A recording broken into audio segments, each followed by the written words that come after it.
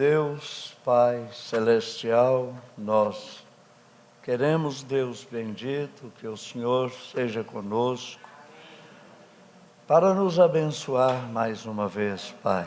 Nós estamos aqui porque nós cremos que o Senhor ama que nós estejamos.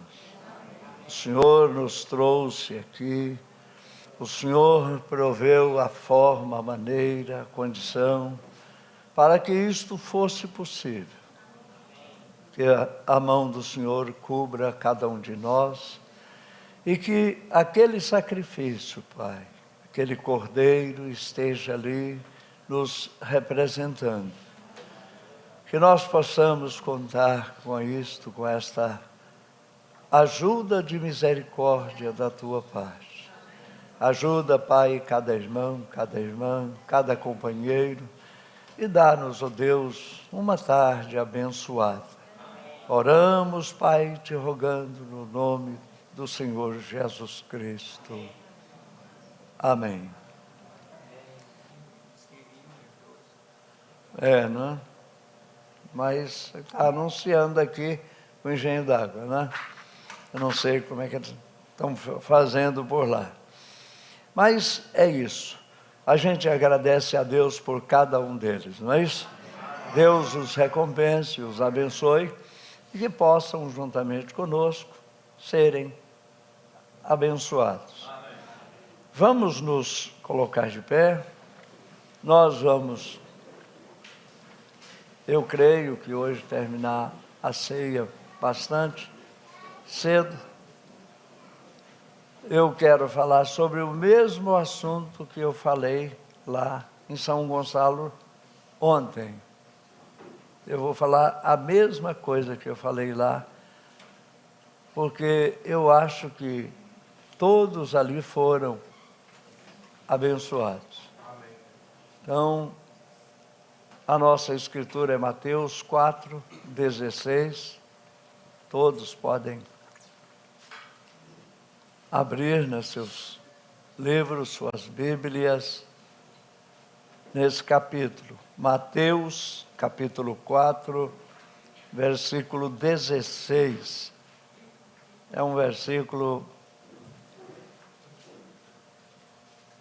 apaixonante, vamos dizer assim, usando no bom termo, né? Cadê o irmão Nedival? Também não está, né? Pelo menos até agora. É porque está muito ocupado, sem dúvida.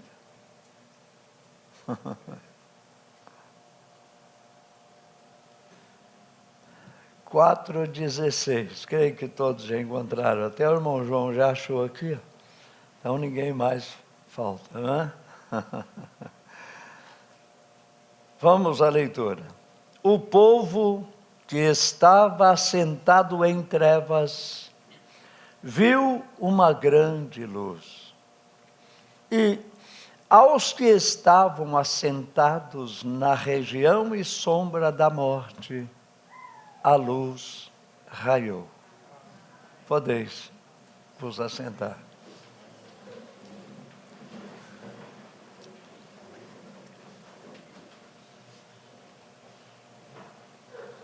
Ora, irmãos, aqui na mensagem há um homem aqui que pode acender a luz, pregada no dia 29 de dezembro de 1963, no parágrafo 33 em diante, o profeta irmão Branham diz aqui: agora, no Evangelho de Mateus, capítulo 4, desejo ler o cumprimento daquela profecia dada por Isaías. Se você for lá em Isaías 9, você vai encontrar no versículo 1 e 2 aquilo que se relaciona com isso que nós acabamos de ler. No capítulo 4 de Mateus, eu começarei a ler, se possível. Comecemos no versículo 12, em lugar do 15. Então, o irmão Brana lê bastante, alguns parágrafos ou alguns versículos nessa escritura. Aí, aqui a partir do 12, ele diz: Jesus, porém, ouvindo que João estava preso, voltou para a Galiléia. E deixando Nazaré, foi habitar em Cafarnaum, cidade marítima, nos confins de Zebulon e Naftali, para que se cumprisse o que foi dito pelo profeta Isaías, que diz. Então ele cita, São Mateus anotou a escritura: a terra de Zebulon e a terra de Naftali, junto ao caminho do mar, além do Jordão, a Galiléia das nações. Tem tradução que você vai ler, tá? A Galiléia dos gentios. Então, a Galiléia das nações. O povo que estava assentado em trevas viu uma grande luz, e aos que estavam assentados na região e sombra da morte, a luz raiou. Isaías 9, versículos 1 e 2. No versículo 17, o irmão Brana lê o último versículo. Desde então começou Jesus a pregar e a dizer: arrependei-vos, porque é chegado o reino dos céus.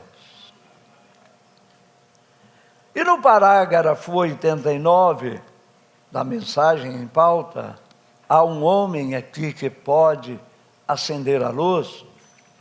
O profeta irmão Branham segue dizendo: então, se nós estamos andando na luz dada por Deus para esta hora, então Deus toma aquela palavra que foi dada para esta hora e a vindica justamente como ele fez em Gênesis 1:3, onde ele disse: haja luz e houve luz. Então aqui o profeta diz, ele disse: haja luz, e a luz raiou. Sua palavra saiu para fora, e a luz a seguiu, e limpou a cerração. Ontem eu perguntei lá em São Gonçalo, quantos sabiam o que era o que é cerração? Só teve um que soube, mas também pudera. Era professor, né? Quem você acha que foi?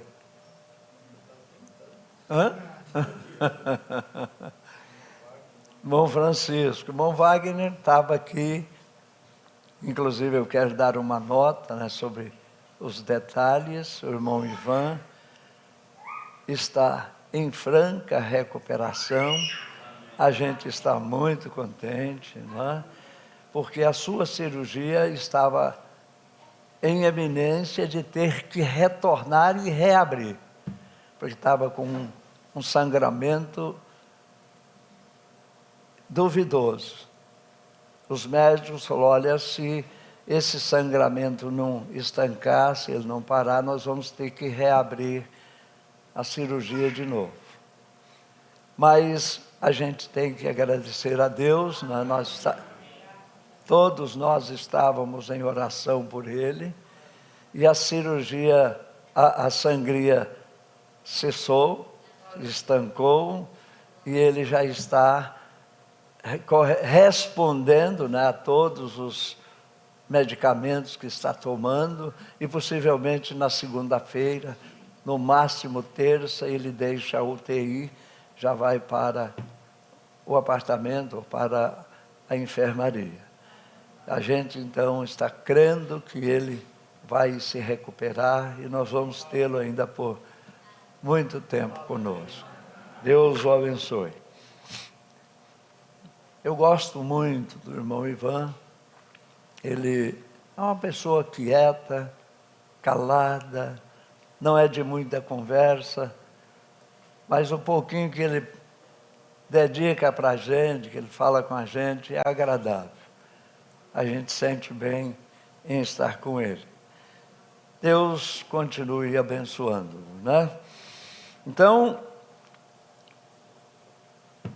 ele disse: haja luz, e a luz raiou. Sua palavra saiu para fora, e a luz a seguiu e limpou a cerração. Quem poderia me dizer o que é cerração? Hã? Quem está falando? Neblina.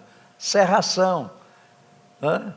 É uma nuvem, ou então uma neblina que desce ou que, né, vem sobre a terra. Ou é uma tarde muito nublada, não é? Quando a luz, a visão se torna pouca. É a hora mais perigosa para se trafegar, para se dirigir, para seguir em frente. Então, sua palavra saiu para fora e a luz a seguiu e limpou a cerração. E as trevas foram para um canto, e a luz brilhou do outro lado. Isso aconteceu, né, com pessoas ali, naquele dia, quando ele chegou, quando ela brilhou. Essa luz chama-se Senhor Jesus Cristo. Amém. Os Zaqueus foram despertados, viu a luz brilhar. As samaritanas, as madalenas, os pescadores, Pedro, André, Tiago, todos eles viram aquela luz brilhando. Só quem não pôde ver foram a classe religiosa. Fariseus, saduceus, helenistas, zelotas, sênios e etc. Mas aqueles que estavam ordenados a ver, viram. Amém. Como você. Amém. Aquela luz nunca irá apagar. Ela foi acesa para iluminar o caminho daqueles que têm em suas almas o desejo, a vontade de chegar no céu. Aleluia. O caminho está brilhando, está iluminado. Isso aconteceu então com aquela casta, e sobre qual o profeta, na mensagem, a acusação, parágrafo 205, ele disse: como li uma vez num livro chamado O Príncipe da Casa de Davi. Ele foi escrito por Dr. Ingraham, um ótimo livro, diz o profeta. É um drama e supõe-se ser parcialmente verdade.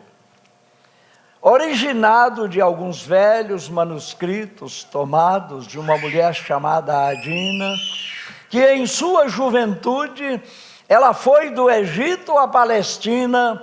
Eu creio que foi para concluir sua educação.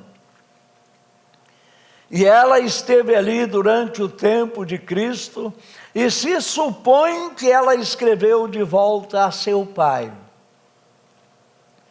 Seria bom se você o pegasse e o lesse. Ele é realmente bom. O príncipe da casa de Davi. O mesmo homem que escreveu A Coluna de Fogo é outro livro do mesmo autor. O mesmo homem que escreveu A Coluna de Fogo, de onde Cécio de Emilis tirou o filme Os 10 Mandamentos, também baseado ali. No parágrafo 206, o profeta segue dizendo: agora nós encontramos que neste livro, esta Adina escreveu de volta. E ela disse sobre o dia da crucificação, que Maria Madalena, de quem ele expulsou 7 demônios, corria ante a multidão e dizia: que mal ou que tem feito ele? Sim, que tem ele feito? Somente curou os doentes, tratou de libertar aqueles que estavam em prisões. Que ele tem feito senão o bem? Alguém diga, me respondam. E um homem a esbofeteou, atirando-a quase do outro lado do pátio, e disse: vocês creriam nesta mulher tola em preferência ou creriam em seus sacerdotes? Agora eu te pergunto, em quem a multidão iria crer? Naquela mulher que estava ali falando aquilo? Uma mulher que todos conheciam o seu currículo, por onde ela havia passado, o que ela havia feito, mas ela era uma daquelas que um dia o sol raiou na sua porta. Aleluia! Ela então estava iluminada, não era mais aquela que estava cercada pelas trevas, mas aquela ao redor da qual o sol estava a brilhar. A luz raiou na sua vida. Aleluia. Ó irmão, pense você, aonde você estava, quem você era, por onde você passou, por que você está aqui, com esperança? Por que você está aqui com uma boa consciência de quem você é? Mesmo sabendo que você é cercado, rodeado de dificuldades, de problemas, de provações, tentações, mas como é que você está se sentindo? Será que tem alguma coisa a brilhar ao seu redor? Hein? Analise. É bom que de vez em quando a gente pare e pense um pouquinho. Onde eu estava? De onde eu vim? Quem era eu? É bom você pensar nisso.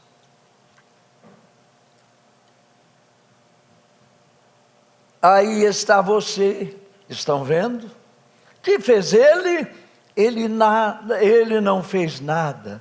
Porque eles o crucificaram?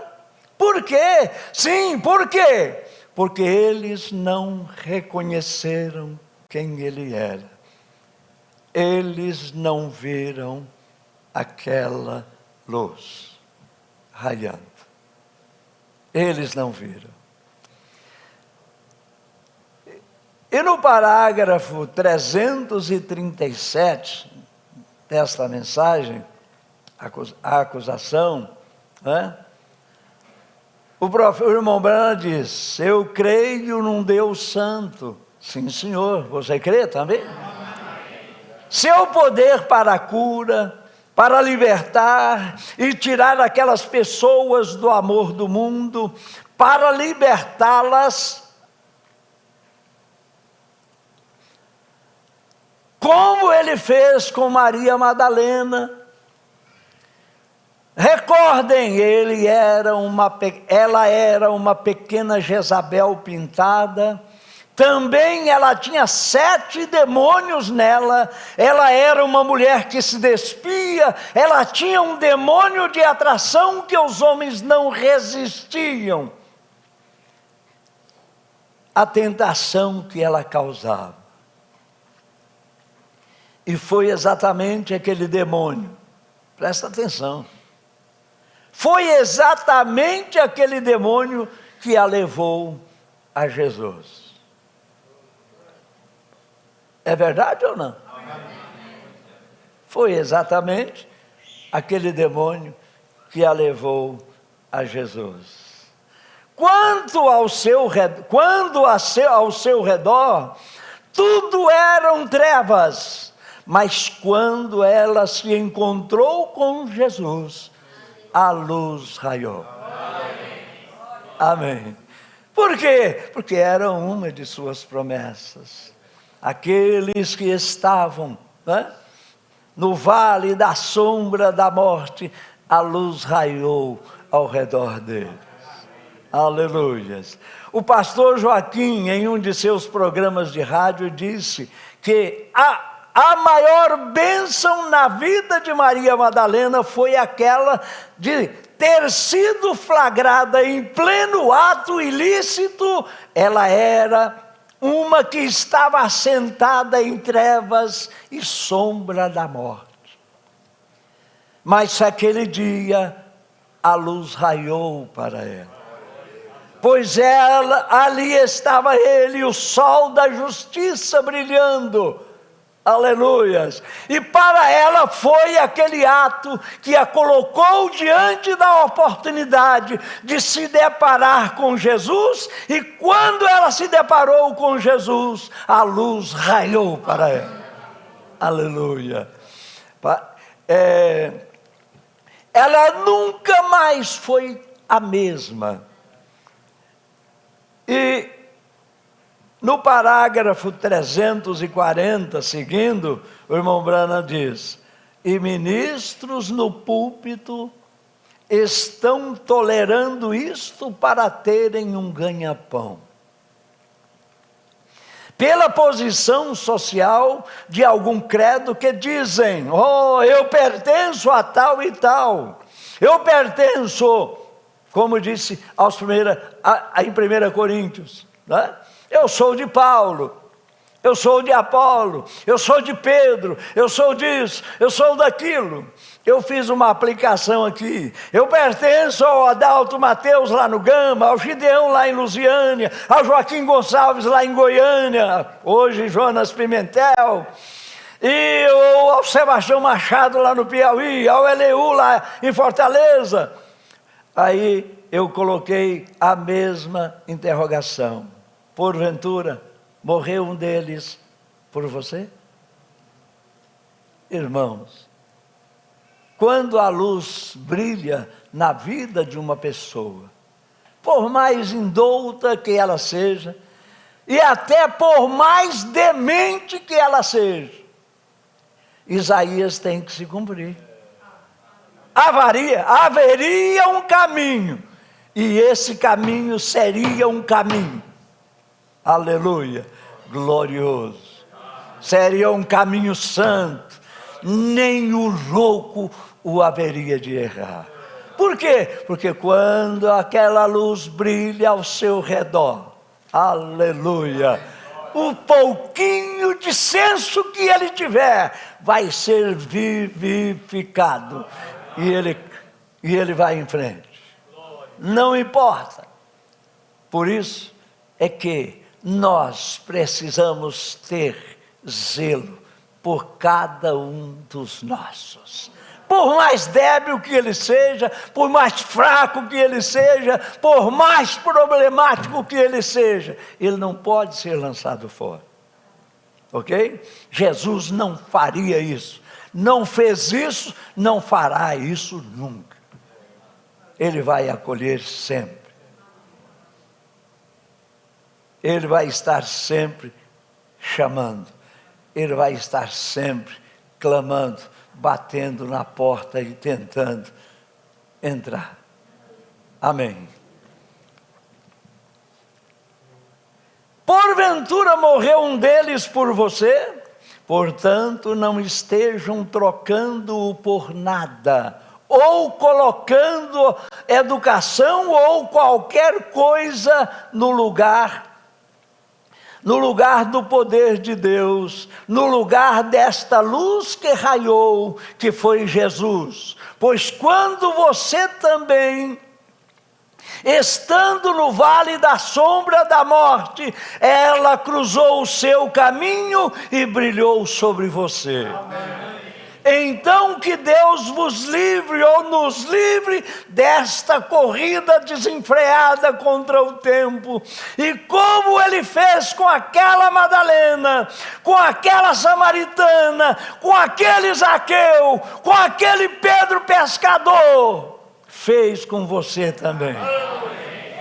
Aleluia. Oh, que Ele faça com cada um de nós, deixando a luz raiar também a todos aqueles que ainda estão no vale das trevas e sombra da morte. Sim, Senhor, como Ele fez então com aquela casta daquele dia. Irmão, é tão glorioso. Eu estava conversando ali com o irmão Raí ali dentro, e lendo,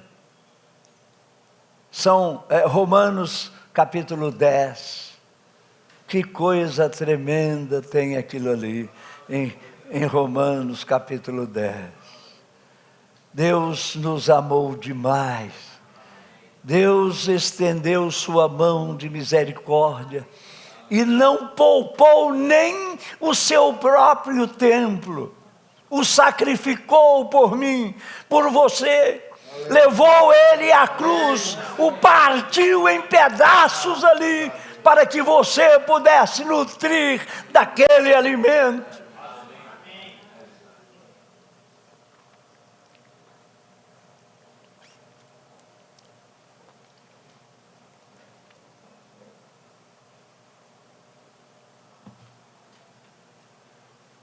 A luz raiou e eles a viram brilhando.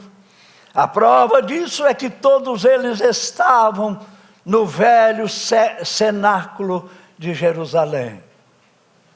Vocês estão vendo? A luz raiou para eles.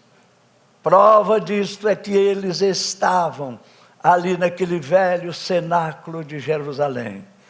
Porque eles sabiam que esta luz estaria entrando para dentro deles, e ali, a partir dali, eles agora sim seriam aquele reflexo, o reflexo da luz plena.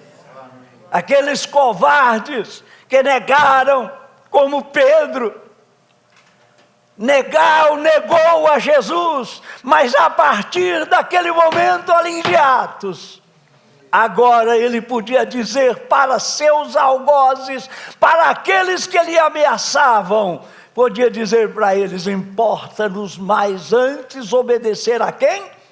A Deus, do que aos homens. Aleluia.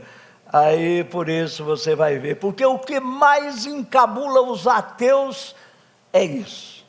Por que que aqueles homens não hesitaram em se oferecer, em dar as suas vidas também, entregar seus pescoços, seus corpos ao fogo, seus corpos às feras, entregar tudo o que eles eram, tudo o que eles tinham, sem hesitação.